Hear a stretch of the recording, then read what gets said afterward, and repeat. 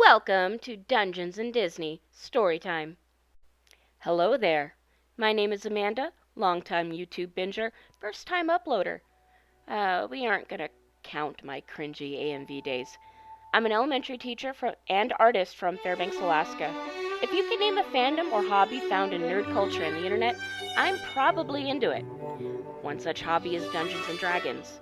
I didn't start playing until college, but it didn't take long for me to become addicted, especially when it came down to designing and drawing my OC's Don't Steal, which was usually in lieu of a proper, fleshed out backstory. My husband and I have been whining for years about having no one to play the game with, which was especially troubling since he had so many ideas. Oddly enough, we have COVID and Zoom to thanks for D&D coming back into our lives. Back in March of 2020, my husband was finally able to get a group of our close friends together online to play a homebrew tabletop he dubbed Dungeons and Disney. In Dungeons and Disney, we were permitted to pick characters from almost any Disney IP, and he meant any. Looking at you, Anastasia and Princess Deadpool. The catch was that we couldn't pick any men or male identifying characters to start with because it interfered with the story he came up with. In his story, a terrible event happened that players all dubbed the Manosing, in which all but 1% of the male identifying characters from Disney just, pause for dramatic effect, disappeared. Truly, we are desperate for an extended Disney cinematic universe, if that wasn't obvious. This campaign is still going and consists of two parties that are on the verge of meeting up and becoming one supergroup. We have the Valkyries of Valor, which we've dubbed the Disaster Gaze Group. These players consist of Captain Amelia Smollett from Treasure Planet as our captive rogue. We have Maid Marian, who I lovingly refer to as Ranger Mom of God, or the Good Christian Vixen, TM. We have Princess Kida of Atlantis, playing a tanky cleric that enjoys a good bro-down. We also have Queen Elsa as our avatar, Fifth Element, Multipass? Okay, actually kind of the magey Fifth Element.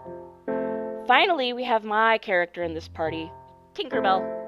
Tinkerbell is a super chaotic artificer here for a good time, not a long time. They are pretty much in love and or obsessed with each other in some way on the spectrum of love, sexuality, and platonicness. However, that is not the party I intend the story time about today. No, the story time of today comes from the Sirens of the Veil. Less gay, but no less of a disaster group. Bless. This group consists of characters that would rather seduce, charm, or intimidate antagonists and NPCs than get into combat. We're so good at it! We've only had one fight, and it ended with one of the players convincing a rock golem hell-bent to protect the hand of Midas into helping the group potentially steal it. This group consists of Esmeralda from Hunchback, our bard who really, really loves her a good dance party, Megara, this is pre-Hercules, a warlock who really just hates men and is trying to figure out how to free herself from the goddess that took over the underworld once Hades blipped away. We recently added Elizabeth Swan from the Pirates franchise, and she is about as sun-baked and fried as Captain Jack Sparrow was. I shouldn't need to tell you her class. She is one unto herself. Then we have my other character, Belle, from Beauty and the Beast. I created Belle after Tinkerbell, so this time I had more ideas for a backstory for her. In this universe, I decided to traumatize Belle, and myself, by having the Beast being a part of that 99%. That's pretty bad, but this is D&D, so there's more. Not only did the Beast get manosed, but he got blipped right as he was supposed to be transforming back into a man. That's right, because in the real world, that triumphant music that we love doesn't mean diddly. Basically, it goes down just like the movie. He's stabbed by Gaston, he gets yeeted off the castle, Belle rushes to the Beast in a panic, I love yous are said, and he dies. Combine that with the Beast's body being lifted into the air and then blipped from existence, Belle's mind snapped. It snapped hard. The Enchantress returns to the castle initially to reverse the curse, but it is shocked. I don't know why I said it. She is shocked to see what has happened. Belle demands to be granted some of the Enchantress's power to seek out who did this and destroy them with extreme prejudice. Belle is given powers and basically runs around the world as a grumpy edgelord, much like the Beast was at the beginning of the movie. This is probably the part of the video where you start getting more confused than you already were. The art you're watching being created definitely shows Belle, but that man beside her is neither the Enchantress or Prince Adam, the Beast.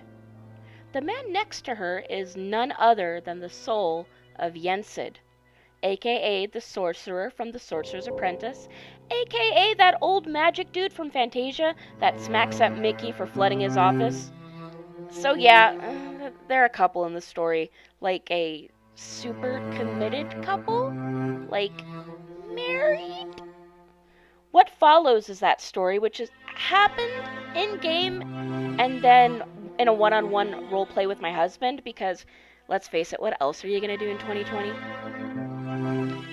Yensid first appears and starts out as a book in our story. My husband freely admits he stole the idea from Harry Potter, and it's basically Tom Riddle's diary. The book specifically is a blank journal that contains Yensid's soul, so he can keep his memory and knowledge of the universe intact. No other characters were harmed in the creation of this non-Horcrux.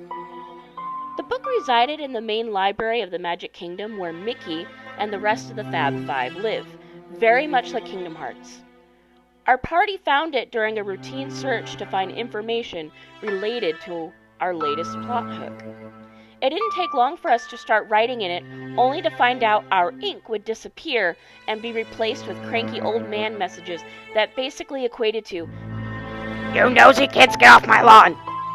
He was pretty rude about it, but we were able to discover it was Yensid, an ancient and powerful sorcerer. Go us. Obviously, he could have been very useful, but Belle wasn't having any of it, so she just wrote several rude comments back until all the pages went black with ink. Esmeralda gets frustrated, but bags up the book anyway, because obviously we weren't about that carrying a library card life.